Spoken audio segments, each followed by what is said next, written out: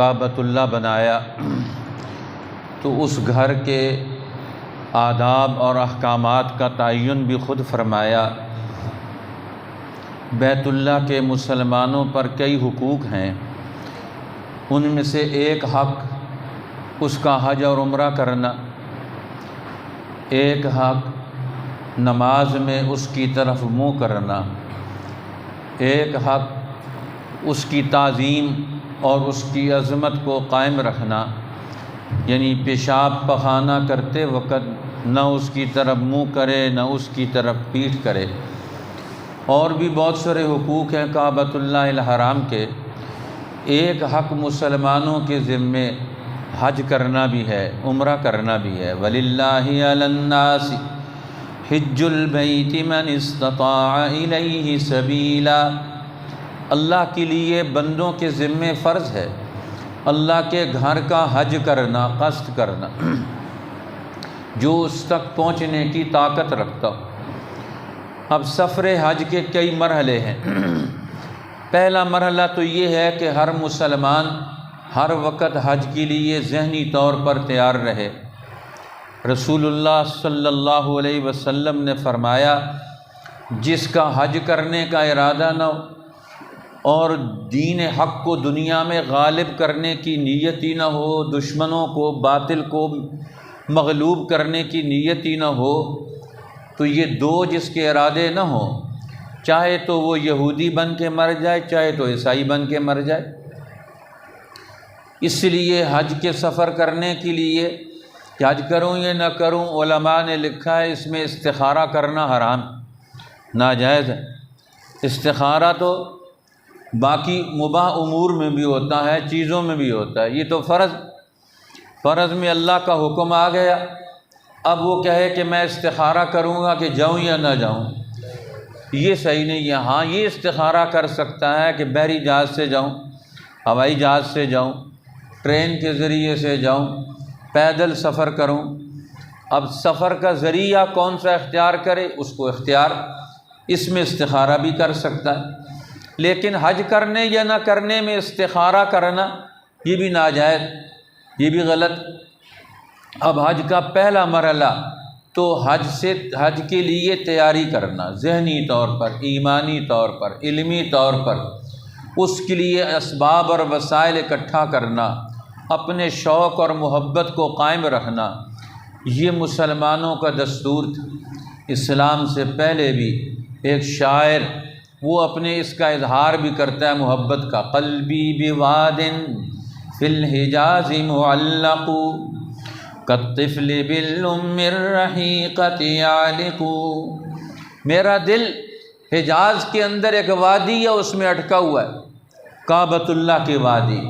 جس طرح ایک بچہ اپنی مہربان ماں کے ساتھ دلی طور پر اٹکا ہوا ہوتا ہے، میرا دل بھی وہیں اٹکا ہوا ہے۔ اب وہ دور دراز رہتے ہوئے وہ اس بیت اللہ کے ہجر پر اور اس کے دوری پر وہ اپنے اظہار غم اور افسوس کرتا ہے۔ بہرحال ہر وقت تیار رہنا چاہیے، اس کے لیے علم حاصل کرنا، اس کے لیے اپنے آپ کو تیار رکھنا، یہ پہلا مرحلہ، یہ تو ہر ایک کے ذمے ہے۔ دوسرا مرحلہ کہ حج کے دنوں میں جو حج پہ جانے والے لوگ جن کے پاس وسائل موجود ہیں، وہ حج کے لیے آج کل تو اپلیکیشن دیتے ہیں، تو اس کے لیے تیاری کر کے اپلیکیشن دے دے۔ اب نام نکل آیا، قرآن اندازی ہو گئی، اس کے بھی بڑے مرحلے ہیں، اس میں جائز اور ناجائز کے بہت سارے مسائل ہیں جن کا ہمارے علماء نے، فقہاء نے اس کا تذکرہ کیا ہوا ہے۔ اس کو مد نظر رکھنا چاہیے تھا کہ دین کیا چاہتا ہے، اسلام کیا چاہتا ہے، لیکن کوئی اس کو ماننے والا کوئی نہیں ہے، کیونکہ حج فرض ہے اور قرآن کہتا ہے من استطاع الیہ سبیلا، جو اس تک پہنچنے کی طاقت رکھتا ہو۔ واپسی کا تذکرہ قرآن نے نہیں کیا، اسی لیے پورے بر صغیر کے سب سے بڑی مفتیوں میں سے مفتی اعظم ہند مفتی کفایت اللہ رحمۃ اللہ علیہ نے اپنی کتاب کفایت المفتی میں یہ فتویٰ بھی دیا ہے کہ یہ حاجیوں سے واپسی کا کرایہ یہ پہلے لیا جاتا ہے، یہ بھی قرآن کی روح سے ناجائز ہے، یہ بھی غلط ہے۔ قرآن تو کہتا ہے جس کے پاس وہاں تک پہنچنے کی طاقت اس پر حج فرض ہے۔ اب آنے کا کرایہ آپ اس سے پہلے وصول کرتے ہیں، کس اصول پر کرتے ہیں؟ لیکن کوئی اس کو ماننے والا نہیں ہے۔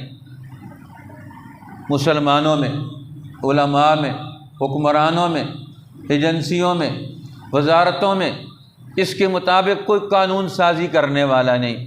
قرآن کا واضح حکم ہے جو وہاں تک پہنچنے کی طاقت رکھتا ہے۔ اب وہاں پہنچ گیا، واپسی پر اس کے لیے بہت سارے چانس ہے۔ جلدی آنے والوں کے لیے یہ کرایہ جلدی ہوتا ہے، زیادہ ہوتا ہے۔ جو دیر سے آنا چاہیں تو اس وقت کرایہ سستے بھی ہو سکتے ہیں۔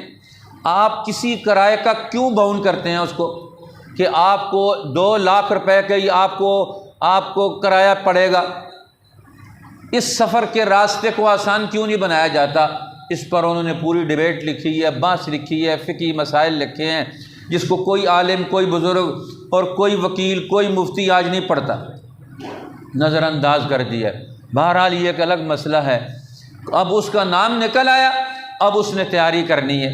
اب وہ تیاری کا مرحلہ ہے کہ اس نے اپنے ساتھ احرام کی چادریں بھی رکھنی ہے، اپنا ضروری ساز و سامان بھی رکھنا ہے، کپڑے بھی رکھنے ہیں، تولیہ صابن بھی رکھنا ہے، کینچی بھی رکھنی ہے، سوئی دھاگا بھی رکھنا ہے، اپنی ضرورت کی دوائیاں بھی رکھنی ہے۔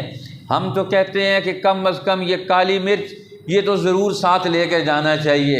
اور جاج اکرام کو کسی قسم کا کوئی مسئلہ ہو، پیٹ کا مسئلہ ہو، بخار کا مسئلہ ہو، گلے کا مسئلہ ہو، یہ ثابت بھی اور پسی ہوئی بھی ان کے پاس موجود، تو وہ ان کو استعمال کر کے فرسٹ ہینڈ وہ اپنا ٹریٹمنٹ فوری طور پر کر سکتے ہیں۔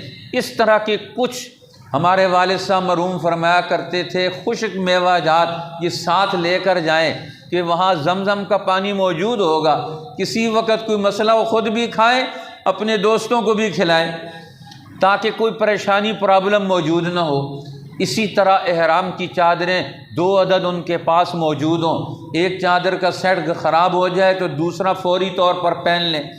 اسی طرح ایک سیٹ وہ عام پتلے کپڑے والا لٹھے کا سیٹ ہونا چاہیے اور دوسرا سیٹ تولیے کا ہونا چاہیے، کہ اگر کہیں ان کو ایسا موقع مل جائے کہ وہاں اے سی لگے ہوں، ٹھنڈ ہو، تو اس وقت وہ ان چادروں کو استعمال کر سکیں جو موٹی ہوں۔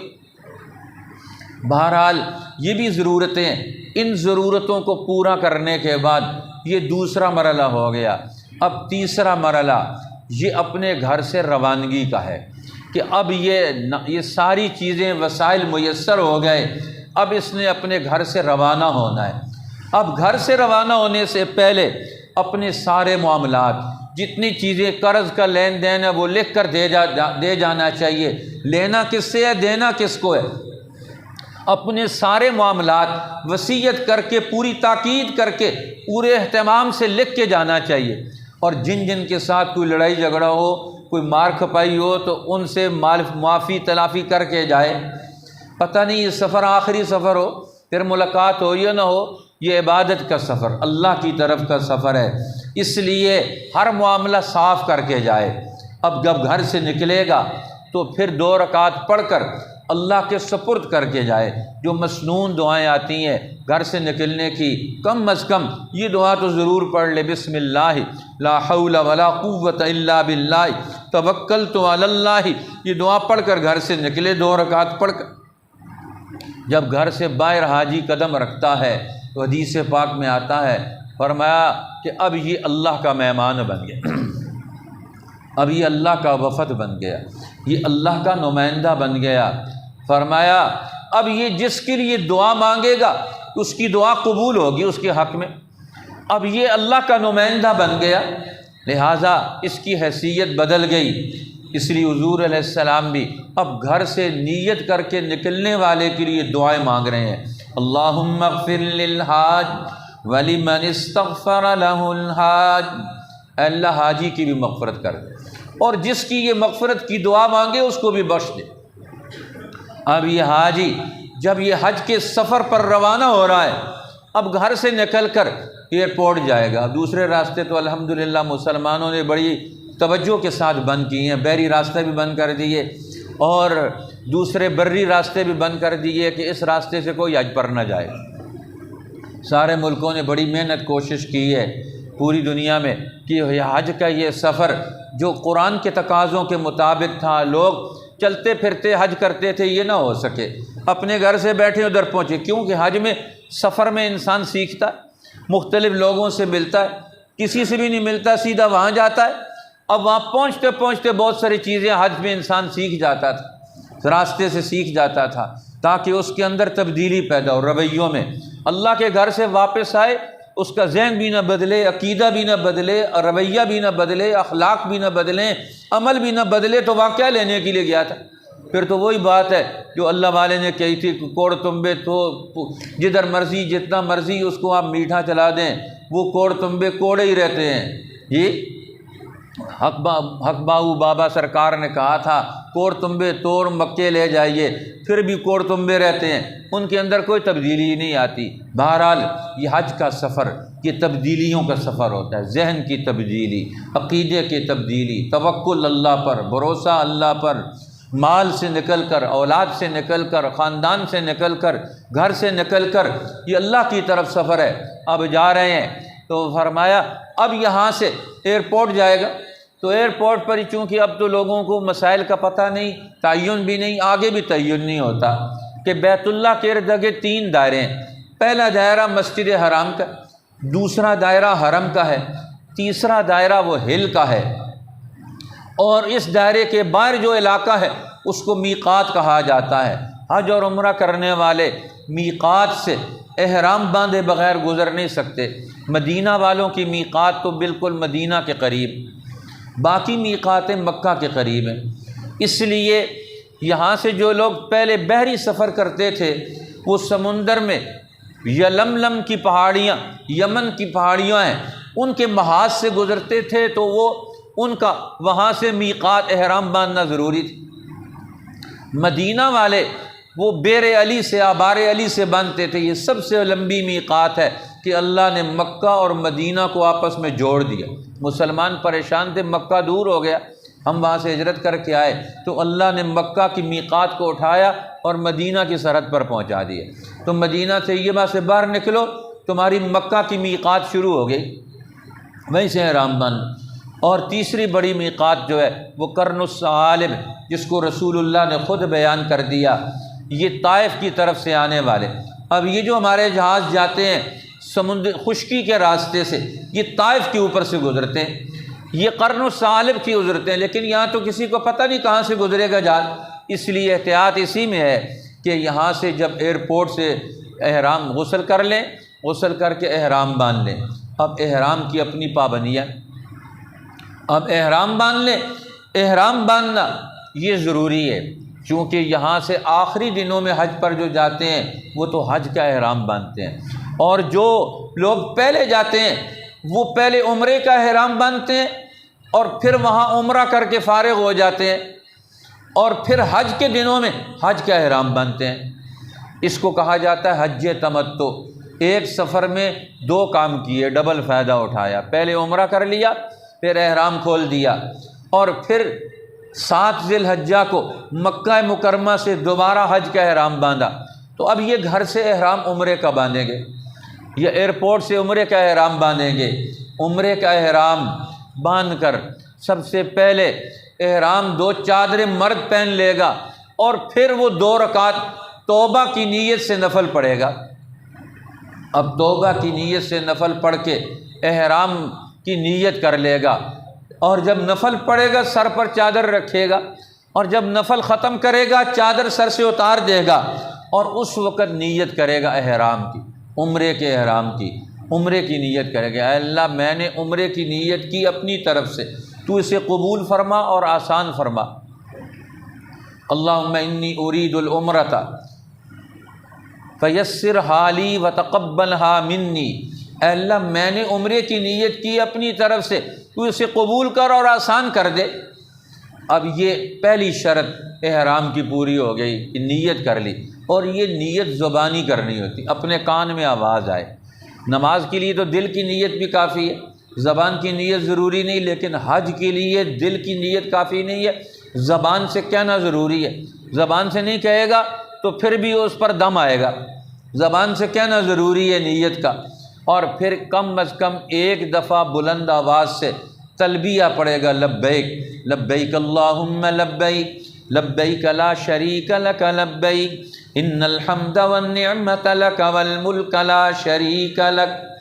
اب یہ لبیک پڑھے گا، تین دفعہ پڑھنا چاہیے، لیکن ایک دفعہ پڑھنے سے واجب ادا ہو جاتا ہے، اس کا جرمانہ ختم ہو جاتا ہے۔ 3 دفعہ پڑھنا مستحب ہے، اور ایک دفعہ لبیک پڑھنا نیت کرتے وقت واجب ہے کہ اونچی آواز سے پڑھے تاکہ اسے بھی اور پاس والوں کو بھی آواز آ گئے۔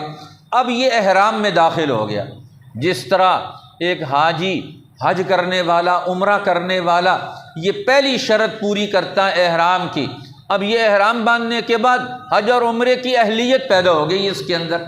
اب احرام حج اور عمرہ ادا کرنے سے پہلے نہیں کھول سکتا، اگر پہلے کھولے گا تو اسے قربانی دینی پڑے گی، کسی وجہ سے جرمانہ دینا پڑے گا۔ اب عمرے کا احرام باندھے یا حج کا، اس کے اوپر احرام کی پابندیاں ضروری ہوگی۔ احرام کی پابندیاں کیا ہے؟ یہ سلا ہوا کپڑا نہیں پہن سکتا، سر نہیں ڈھانپ سکتا، خوشبو نہیں لگا سکتا، بال ناخن نہیں کاٹ سکتا، اسی طرح شکار نہیں کر سکتا، خامن بیوی موجود ہوں تو وظیفہ زوجیت نہیں ادا کر سکتے، اسی طریقے سے یہ بند جوتا نہیں پہن سکتا مرد، اور اس طرح کی بہت سارے احرام کی پابندیاں ہیں۔ ان پابندیوں کو اختیار کرنا ضروری ہے۔ جس پابندی کو توڑے گا، ان پابندیوں کے توڑنے کے اعتبار سے ہی اس کے اوپر اتنا جرمانہ آئے گا، جتنی دیر اس نے اس پابندی کی خلاف ورزی کی اتنا اسے جرمانہ دینا پڑے گا۔ ہر ایک کا مسئلہ الگ الگ ہے۔ احرام باندھنے کے بعد اب اللہ کے دربار میں جا رہے ہیں، اس لیے پورے احتیاط کے ساتھ کام کرنا چاہیے۔ اب عورت کا احرام، وہ بھی نیت ہے، یہ سارے کام کرے گی، لیکن اس کو سلے ہوئے کپڑے پہننے کی اجازت، سر ڈھانپنے کی اجازت ہے، اور باقی پابندیاں، ناخن بال نہیں کاٹے گی، اور وہ بھی اسی طریقے سے خوشبو نہیں لگائے گی، لیکن اس کے لیے یہ کپڑوں کی شرط موجود نہیں ہے۔ وہ سلے ہوئے کپڑے پہن سکتی ہے، بند جوتا پہن سکتی ہے، جراب پہن سکتی ہے، گلو پہن سکتی ہے، لیکن مرد نہیں پہن سکتا۔ ہاں، نیت احرام کی رکھے گی، اور تکبیر بھی، تلبیہ بھی پڑھے گی، اور نیت بھی اونچی آواز سے کرے گی۔ اور اس کے احرام کی شرط یہ ہے کہ اس کے منہ کے اوپر کپڑا نہ لگے۔ پردہ کسی اور طریقے سے بھی کیا جا سکتا ہے، لیکن منہ کے اوپر کپڑا نہ لگے، صرف اس کا۔ اب ہمارے یہاں خواتین وہ سر کے اوپر وہ کپڑا پہن لیتی ہیں اور اس کو سمجھتی ہیں یہ احرام ہے۔ وہ احرام نہیں ہے، وہ تو بالوں کو ڈھانپ کے رکھنا عورتوں کے لیے ویسے ہی ضروری ہے۔ اسی طرح خواتین کو یہ ان چیزوں کا بھی اہتمام کرنا ہے، اور احرام کے بعد اس کی شرائط کو بھی انہیں پورا کرنا ہے۔ اب یہ حج اور عمرے کا پہلا حکم یہ احرام کا ہے۔ اب اس کے بعد یہ گا کر یہ مرحلہ طے کر کے وہاں پہنچیں گے۔ اب حاجی کے لیے سب سے بڑی عبادت، جب بھی اسے موقع ملے لبیک پڑے گا، اٹھتے ہوئے، بیٹھتے ہوئے، حالات بدلتے ہوئے، جہاز پر چڑھتے ہوئے، جہاز سے اترتے ہوئے، یہ لبیک پڑھتا رہے گا۔ اور جب بھی پڑھے تو 3 دفعہ لبیک پڑھے۔ اسی لیے حدیث پاک میں آتا ہے جب ایک حاجی لبیک کہتا ہے تو اس کے دائیں بائیں جتنی مخلوقات ہیں زمین کے آخری سرے تک وہ بھی اس کے ساتھ لبیک کہتی ہیں، اور قیامت کے دن اس کی گواہ بنے گی۔ اس لیے شرم نہیں کرنا چاہیے۔ ہمارے یہاں لوگ شرم کرتے ہیں، لوگ کیا کہیں گے لبیک پڑھ رہا ہے۔ اس لیے لبیک پڑھنا پورا یہ حاجی کا وظیفہ ہے، یہ حاجی کا اور عمرہ کرنے والے کا ذکر ہے۔ اب جب یہ پورا کر رہے، اب مکہ مکرمہ میں پہنچے گا۔ اب ایک مرحلہ اس کا، یہ اگلا مرحلہ مکمل ہو گیا۔ اب مکہ مکرمہ میں پہنچ گیا تو داخل ہونے سے پہلے دعا مانگے۔ حدیث پاک میں آتا ہے یہ دعا بھی پڑھنی چاہیے، اللہم اجعلنی بہا قرارا وارزقنی فیہا رزقا حلالا۔ اے اللہ مجھے اپنے گھر کعبۃ اللہ کے شہر میں، مکہ مکرمہ میں مجھے قرار اور سکون دے دے، اور مجھے یہاں رزق حلال دے دے۔ اور یہ دعا مانگے، اے اللہ یہ تیرا حرم ہے، یہ تیرے نبی کا حرم ہے، یہ تیرے خلیل کا حرم ہے۔ ہم بھی تجھ سے دعا مانگتے ہیں میرے جسم کو، میرے بال کو، میرے جسم کے ہر ذرے کو جہنم کی آگ پر اسی طرح حرام قرار دے دے جس طرح تو نے اس کو حرم بنایا۔ اس کو حرمت اور عزت دی، مجھے بھی تو اسی طرح حرمت اور عزت دے دے جہنم کی آگ سے۔ اب یہ دعا مانگ کر اب یہ انہیں اگلا مرحلہ مکہ مکرمہ میں پہنچ کر اپنے سارے کام کر لینی چاہیے، جامع قانونی کارروائیاں ہیں، کاغذی کارروائیاں ہیں، وہ کر کے اپنا نمبر معلوم کر لینا چاہیے، پورے نمبر لکھ کر اپنے ساتھ یا اپنے موبائل میں محفوظ کر لینا چاہیے، ہماری منزل کا نمبر کیا ہے، حج کمپنی کا نمبر کیا ہے، جو شناخت ہے وہ شناخت پوری کر لینی چاہیے۔ اب پہلا کام آرام کرنے کے بعد حرم کعبہ میں جانے کا ہے۔ اب وہاں جانے سے پہلے، وہاں پہنچنے سے پہلے جگہ متعین کر لیں، کوئی آدمی بھول جائے تو وہ کہاں واپس آئے گا؟ بیت اللہ کے دروازے ہیں، مسجد حرام کے دروازوں کا تعین کر لینا چاہیے کہ جس کو بھی بھول جائے وہ اس دروازے پر واپس آ جائے، یہاں آ کر بیٹھ جائے، تاکہ تلاش کرنا یہ بہت مشکل کام ہوتا ہے۔ پہلی دفعہ آدمی جائے اور اس کو پھر تلاش گم جائے اور اس کے پاس پتہ بھی نہ ہو اور رابطہ بھی نہ کر سکے تو کون اسے تلاش کرے گا؟ ایک جگہ متعین کر لیں، جب بھی گم جائے ہم اس جگہ پر اکٹھے ہوں گے مکہ مکرمہ میں، یہ جگہ متعین۔ پھر اس کے بعد اب اللہ کے پاک گھر میں جائے گا تو عمرے کے دو بڑے کام ہیں، ایک طواف کرنا اور ایک سعی کرنا صفا مروہ۔ طواف بیت اللہ کے 7 چکر ہیں، حج کا طواف ہو یا عمرے کا طواف، طواف کرنے سے پہلے بیت اللہ میں داخل ہوگا۔ حدیث پاک میں آتا ہے کہ بیت اللہ پر پہلی نگاہ پڑتی ہے تو جو دعا مانگے گا قبول ہوگی، اس لیے ساری دعائیں مانگنی۔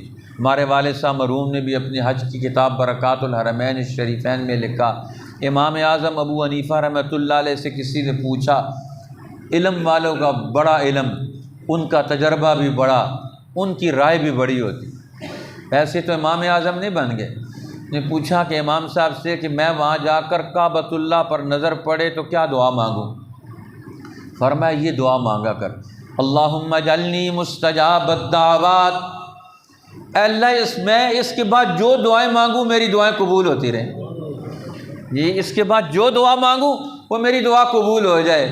کیا بات ہے ان فقہا کی، اللہ ان کی قبروں پر کروڑا رحمتیں نازل فرمائے، ان ائمہ مجتہدین کی کتنا عظیم مسئلہ بتا دیا کہ یہ دعا مانگ لے اللہ اس کے بعد جو دعا مانگو قبول ہو۔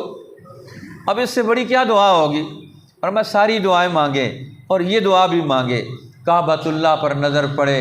ہمارے والد صاحب فرمایا کرتے تھے اب آنکھوں کو بھی ترجمانی کا موقع دیں، رب سے ملاقات ہو رہی ہے، کعبۃ اللہ کے ذریعے ملاقات ہو رہی ہے، اس لیے کعبۃ اللہ میں تو اللہ کی نسبتیں ہی نسبتیں، شاعر اللہ کا مرکز ہے یہ پورا علاقہ، بیت اللہ خود شاعر اللہ میں سے ہے، اور وہاں قدم قدم پر اللہ کا تعارف کرانے والے نشانات موجود ہیں۔ اب ذرا خوب دل کی بڑھاس نکال کر اللہ سے محبت کا اظہار کر کے، شوق کا اظہار کر کے، اپنے گناہوں کو یاد کر کے، ندامت کے آنسو بہا کر، اے اللہ میں تو تجھے راضی کرنے کے لیے آیا ہوں، میں تو تیرے در کا سوالی بن کر آیا ہوں، میں تو تیرا محتاج بن کر آیا ہوں، تیرا کمزور بندہ، گناہ گار بندہ، تجھ سے تیری رحمت کا طلبگار بن کر آیا ہے۔ اب وہ ساری دعائیں مانگیں اپنے لیے، اپنے گھر کے لیے، اپنے وطن کے لیے، پوری امت کے لیے، پورے دین کے لیے، اپنے سب دوستوں کے لیے۔ قدم قدم پر یہ دعاؤں کا مقام، قبولیت کا مقامات ہیں، جو مانگیں گے وہ قبولیت کے مقامات۔ یہ ایک الگ بحث ہے، یہ حج کے مسائل میں اس کا تذکرہ نہیں کیا جا سکتا ہے۔ انشاءاللہ حرمین میں قبولیت کے جو مقامات ہیں جو محدثین اور فقہا نے متعین کی ہیں، انشاءاللہ ان کا تذکرہ پھر کسی موقع پر کریں گے۔ بہرحال یہ سارا سفر دعاؤں کی قبولیت کا ہے۔ اب 7 چکر کعبۃ اللہ کے طواف کے کرنے ہیں۔ اب یہاں آ کر جب مطاف میں پہنچے گا لبیک ختم ہو جائے گی، اب یہ دایاں بازو ننگا کر لے گا اور حجر اسود کے سامنے آ کر کھڑے ہو کر منہ بیت اللہ کی طرف کر کے یہ نیت کرے گا کہ میں عمرے کے طواف کی یہ 7 چکر کی نیت کرتا ہوں، اور چوتھا کلمہ پڑھ لے، چوتھا کلمہ پڑھ کر یہ طواف شروع کر دے۔ اب یہ شروع کرے گا تو یہ اس کا یہ کندھا، کون سا کندھا بنتا ہے، سائڈ بنتی ہے، بائیں سائڈ بنتی ہے جی، بائیں سائڈ یہ بیت اللہ کی طرف ہوگی، دائیں سائڈ باہر کی طرف۔ اب یہ طواف شروع کر دے گا، اب یہ طواف شروع کرے گا یہ واپس آ کر حجر اسود پر ایک چکر پورا، اس طرح ہر 7 چکروں کی دعائیں بھی کتابوں میں موجود ہیں۔ اور دعا کوئی نہ ہو تو تیسرا کلمہ پڑھتے رہے، اور ربنا آتنا فی الدنیا حسنہ وفی الآخرۃ حسنہ وقنا عذاب النار۔ اللہ ہر زبان جانتا ہے، اور ان دعاؤں کا ترجمہ ایک دفعہ ذہن نشین کر کے جائیں، اپنی زبان میں بھی دعائیں مانگتے رہیں، گناہوں پر ندامت اور توبہ اور استغفار کرتے رہیں۔ اللہ تو ہر زبان سمجھتا ہے، اور اگر مسنون دعائیں یاد ہوں یہ ضرور پڑھنی چاہیے۔ اب 7 چکر طواف کے مکمل ہو گئے تو اب آپ کا طواف پورا ہو گیا۔ طواف پورا کرنے کے بعد پھر آپ آب زمزم پئیں گے۔ آب زمزم پی کر اپنے اوپر ڈال کر دعائیں مانگ کر بیت اللہ کے سامنے، دہلیز بیت اللہ کے سامنے، دروازہ بیت اللہ کے سامنے آ کر دعائیں مانگ لے، اور اس سے پہلے 2 رکعت واجب الطواف بھی ادا کر لے، مسجد حرام میں کسی جگہ پر ادا کیے جائیں۔ یہ سارا ہی مقام ابراہیم ہے۔ اب لوگ مقام ابراہیم کے پیچھے کھڑے ہوتے ہیں، وہاں تو طواف والے ہوتے ہیں، اس لیے وہاں اب 2 رکعت نہیں پڑھنے چاہیے، مسجد میں کسی جگہ بھی جا کر پڑھ لیں، وہ سارا ہی مقام ابراہیم ہے۔ ابراہیم علیہ السلام کی جگہ جو انہوں نے تعمیر کی، یہ بیت اللہ الحرام، مسجد حرام، یہ سارا ہی مقام ابراہیم۔ اب اس کے بعد یہ طواف مکمل ہو گیا، اب یہ سعی کرے گا، یہ یہاں سے باہر نکل کر صفا پہاڑی پر چڑھ کر بیت اللہ کی طرف منہ کر کے، بیت اللہ کی طرف منہ کر کے نیت کرے گا، اللہ میں نے عمرے کے لیے 7 چکر صفا مروہ کی سعی کی نیت کی، ارادہ کر لیا، قبول فرما لے، آسان فرما لے۔ اور پھر چوتھا کلمہ پڑھ کر یہاں سے سفر شروع کر دے۔ اب اس میں جو دعائیں مانگنا چاہتا ہے مانگ لے، جو ذکر کرنا چاہتا ہے کر لے۔ یہاں مردوں کے لیے حکم ہے، جہاں سبز لائٹیں جل رہی ہوتی ہیں وہاں تیز دوڑ لے تھوڑا، عورتیں اسی طرح آرام سے چلے۔ اب یہ 7 چکر پورے کرنے ہیں، صفا سے چل کر مروہ پر 1 چکر، مروہ سے صفا پر 1 چکر، 2، اسی طرح آخری چکر مروہ پر پورا ہوگا۔ اب یہ سعی صفا مروہ کے درمیان مکمل ہو گئی۔ اب یہ عمرے کا طواف اور عمرہ مکمل ہو گیا، لیکن آخری عمل باقی ہے کہ اب سر مڈانا ہے، اب احرام سے نکلنا ہے۔ سر مڈانے کے لیے سر مڈا سکتے ہیں، بال کتروا سکتے ہیں، اور عورتوں کے 1 انچ 1.25 انچ کے قریب بال کاٹ دیجیے کینچی سے، وہ احرام سے نکل جاتی ہیں۔ اور مردوں کو تو وہاں بال مڈوانے چاہیے، کٹوانے چاہیے پورے بال۔ وہاں بہت سارے لوگ وہ صرف 4 بال کاٹ کر وہ کہتے ہیں ہم احرام سے نکل گئے، نہیں، یہ سنت کے خلاف۔ اس لیے پورے سر کا قرآن کہتا ہے محلقین رؤوسکم ومقصرین، قرآن ان کی تو تعریف کرتا ہے، جو سر مڈانے والے اور یا بال کتروانے والے، سارے سر کے، یہ 4 بال نہیں کتروانے چاہیے۔ یہ تو یہاں سارا کچھ قربان کر کے گئے، آخر میں بالوں کو بچانا چاہتے ہیں، کس چیز کو بچانا چاہتے ہیں وہاں۔ اب یہ عمرے کا عمل مکمل ہو گیا۔ اب وہاں آپ کعبۃ اللہ میں وہاں جتنے دن ٹھہریں، عمرے کریں یا طواف کریں، آپ کو اس کی اجازت ہے، اور اگر آرام کر لیں، حج کے دن قریب ہیں تو حج کی تیاری کریں، باقی کام کاج کریں۔ یہ تو ہو گئی یہ عمرے کا احرام اور عمرے کا طریقہ کار۔ اور اس کے بعد یہ حج کے احکامات بھی ہیں۔ اب حج کا سفر، جنہوں نے آخری دنوں میں حج کا احرام باندھا، یا جنہوں نے حج قران کی نیت کی، عمرہ اور حج دونوں کی اکٹھی نیت کر لی اور احرام ایک باندھ لیا، اب وہ تو احرام نہیں کھولیں گے، عمرہ کر کے وہیں پورے احرام کے ساتھ رہیں گے۔ لیکن یہ لوگ جنہوں نے احرام کھول دیا تھا، یہ بیت اللہ کے اندر مکہ مکرمہ میں قیام کریں گے، تو وہیں سے 7 ذی الحجہ کو دوبارہ حج کا احرام باندھیں گے، اور حج کے احرام باندھ کر اب حج کی ان کی جو سرگرمیاں ہیں 5 دن انشاءاللہ آئندہ جمعے میں اسے مکمل کیا جائے گا۔ اللہ تعالی ہمیں اور پوری دنیا کے مسلمانوں کو اپنے گھر کے آداب، بیت اللہ